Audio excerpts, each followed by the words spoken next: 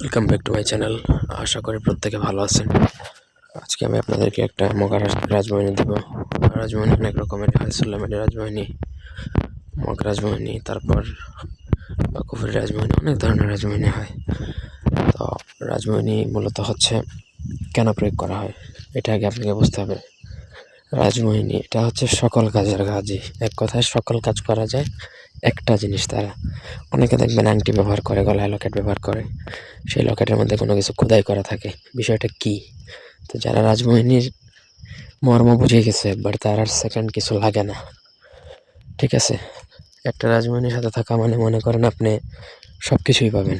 ব্যবসা বাণিজ্য, চাকরি বাকরি, সকল কিছুতে উন্নতি হবে।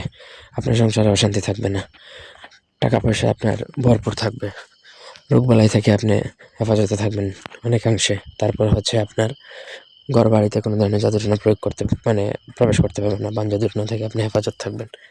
এই ধরনের সকল সমস্যার সমাধান হয় একটা রাজবাহিনীতে।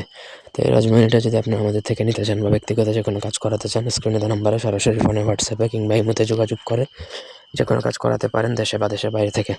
এই রাজবাহিনীটার উপর পাতার মধ্যে খোদাই করে আপনি ব্যবহার করলেও কাজ করবে। আর যদি রোপার পাতা খোদাই করতে না পারেন, তাহলে ভুজ পাতার মধ্যে অরিজিনাল কাম সিঁদুর দ্বারা লিখে মাদুলিতে ভরবেন। মাদুলিটা হতে হবে অরিজিনাল অষ্টধাতুর। তারপর ছেলেরা ডান হাতে, মেয়েরা বা হাতে ব্যবহার করবেন। আপনি এটা ধারণ করতেছেন সেটা কাউকে কখনো নিজে থেকে বলবেন না, ঠিক আছে?